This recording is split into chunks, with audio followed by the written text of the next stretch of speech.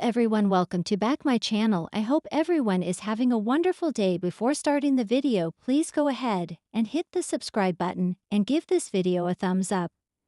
Billy enters the club and orders a scotch. He downs it and tells the bartender to keep them coming. Looking across the room, he spots Sally and walks over to sit with her. She asks, "How was the wedding?" Billy tells her that everyone was gushing about Abby's beautiful wedding dress. Sally explains she didn't go because she didn't want to run into Adam. Billy says Adam wasn't there. Sally also wasn't up for watching people explain vows. She sees that Billy is not okay. Billy says his mother is not all in when it comes to supporting her son. Billy explains that Jill gave him an ultimatum a few weeks ago. She was looking over his shoulder, expecting him to fail. Sally knows how much he cares about the company. Billy says his mother wanted him to fire Phyllis, which is ironic because she's the only one who believed in him. She wanted him to bring Lily back, and he did it, but it wasn't enough. Sally wonders if he could change her mind. Billy says she's sold the company to Victor. He's so damn angry at his mother's betrayal that he's done with her. He lost Chelsea because of Adam, and the company he loves because of Victor, but he won't let the Newmans see him feeling sorry for himself. He's going to pay for what he did to me. At the ranch house, Kyle tells Diane what she's saying makes no sense. She repeats that she's taken control of Glissade and is firing him. Kyle isn't buying it. Diane tells her son he made another bad decision. Victor sunk his claws into him to hurt Jack. Kyle says she's the one who hurt his dad. She says he's right, and I used Victor to do it. Jack joins the fray as Kyle sees that his mother has really outdone herself. She's right that he made a mistake by trusting the wrong people. He will never trust her again. Kyle storms away and Jack whispers to Diane, "Is that true?" Diane says Victor is giving her Glissade but made her fire Kyle. "I don't know if I can do this." Jack tells her they just have to keep going a little longer. "I promise." Kyle pulls Victor aside and asks him to tell him his mother is lying. Victor confirms that he put her in charge at Glissade. Whether he's out or not is up to her. He tells Kyle he's playing with the big boys now. This world is cutthroat. Kyle guesses this was all about hurting his father. He tells Victor that Jack loves his family in a way he will never understand. Victor snarls, "Don't you talk to me about family. Let me tell you about your father. He almost killed the woman I love. He's getting off easy. He's sorry to have used Kyle. He's a good man, but this is the way the world works." Sharon opens her door to Nick and throws herself into his arms. She needs to know if Phyllis is going to be all right. Nick ushers her inside and says Phyllis was in an accident. Someone crossed into her lane and she veered off the road and hit a tree. Sharon learns she's unconscious and sighs, "She's still alive. I didn't kill Phyllis." Nick frowns. "What are you saying?" Sharon gasps, "Nick, He tells her to breathe and to take her time. She says she blacked out in her car earlier. When she came to, she was on the side of the road. When she got out, she saw that she was close to home. She saw flames and she saw him and Chance trying to revive Phyllis. He asks why she didn't call out. Sharon says she's done enough already. I was the one who ran Phyllis off the road." Nick doesn't believe it. He can't imagine her ever taking anything that far. Sharon blurts that what she's done is unimaginable. She had to shut Phyllis up. She had to do whatever it took to stop her. Nick says if she blacked out, she can't be sure what happened. Does she remember running Phyllis off the road? Sharon says no, but her car wouldn't start. Nick says there's not proof that she had anything to do with tonight. She'd never go to these lengths. It's not who she is. No one believes Phyllis' accusations. It's crazy. Sharon shakes her head and says it's the truth. "I killed Heather. She's dead because of me." She sobs, "I can't live like this anymore." Nick holds her. At the ranch, Kyle tells Claire he's going to explode. She says, "Let's get out of here." They leave and Jack follows. Abby and Evan call for everyone's attention and thank everyone for coming, as well as thanking Victor and Nikki for hosting. Since it's Abby's birthday, Devon thanks Ashley and Victor for bringing her into the world. He also thanks his sister and mom for making the trip there. He offers a toast to his new bride and they kiss. Abby won't let him have the last word and wants to raise a glass to her mom, whose strength has taught her what it means to love someone. Cheers. Abby announces she's going to change and Devon says they have a plane to catch. Nate tells Audra they're taking Devon's jet to Fiji. Nikki asks Victor if there are any updates on Phyllis. He says, not yet. At Sharon's place, Nick thinks she's shaken up and she's saying things she doesn't mean. Sharon asks if he really thinks it's a coincidence that she and Phyllis went off the road at the same time. Nick says if she was involved it wasn't on purpose. Sharon says he wants to believe that, but she knows the truth. I know, I can prove it to you.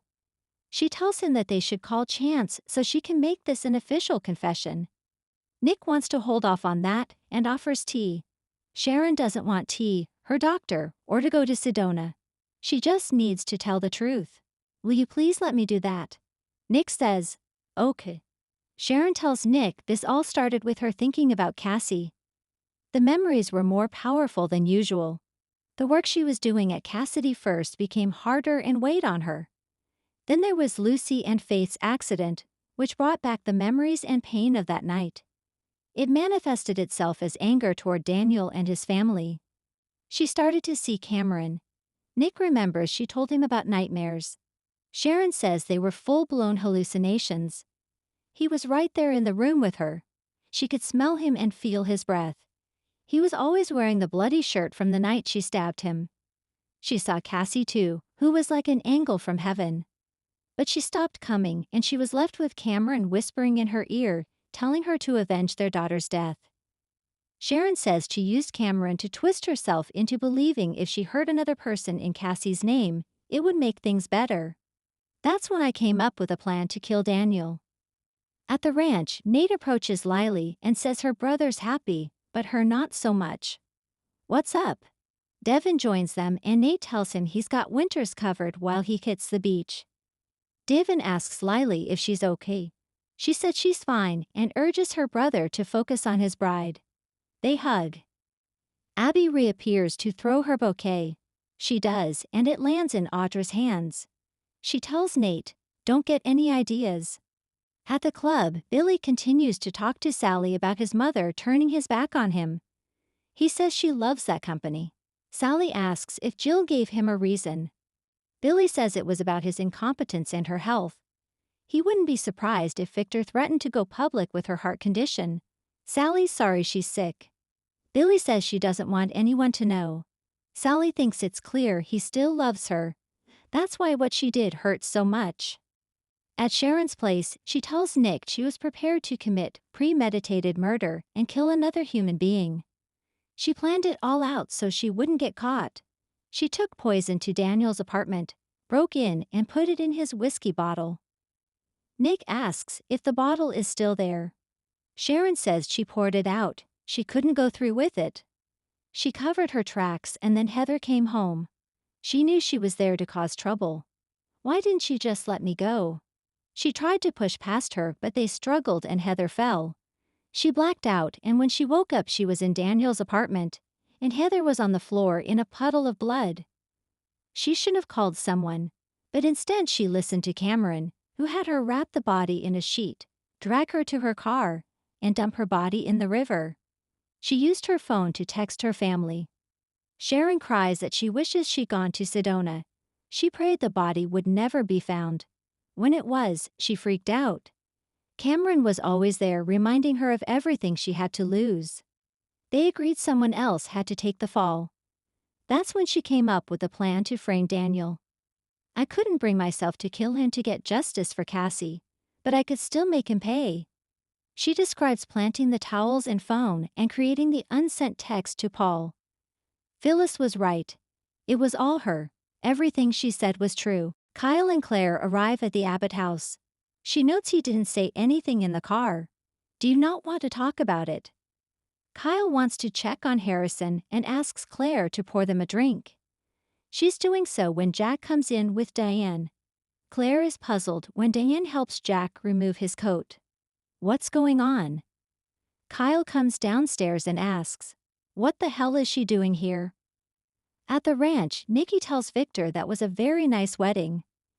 There's been no word from Nick, but they're sure Phyllis is tough and will survive. Nikki thanks her husband for the house and her new position as Chancellor as CEO. Happy wife, happy life. They embrace. At the club, Billy tells Sally that Victor needs to be held accountable for once. He needs to be taken down a few pegs. Sally suggests they get him some food. Billy's not hungry. He wants another drink. Sally doesn't think that's a good idea. He'll regret it in the morning, trust me. Billy does trust her. She's a good soul. He thinks maybe it's not so bad she lost touch with her parents at a young age. At some point they let you down. At the Abbott mansion, Jack asks Claire to give him and Diane a moment alone with their son. Kyle stops Claire from leaving the room and rants about what his mother did. Jack tells him to listen to them. Kyle's not interested in finding out what they're up to. Diane tells him to stop. It was all an act. Your father and I aren't really at war with each other. We did it to save you, Kyle. At Sharon's place, she cries that Nick always did whatever it took to protect her. He believed that she was a good person with a good heart. She betrayed that trust. Even now he's treating her gently, knowing what she's done. I'm sorry. Sorry to put this on you, but the guilt inside me became too much to bear. She was willing to kill for one of her kids, so how did she think another mother would sit back and let her harm one of hers? Phyllis figured out what she did, and now that may cost her her life. If you and Chance hadn't gotten there when you did, Phyllis would have burned to death in her car. She asks, tell me, Nick, is it time to call Chance now? Thanks for watching this video, and please subscribe our Y and R Update YouTube channel for more update news.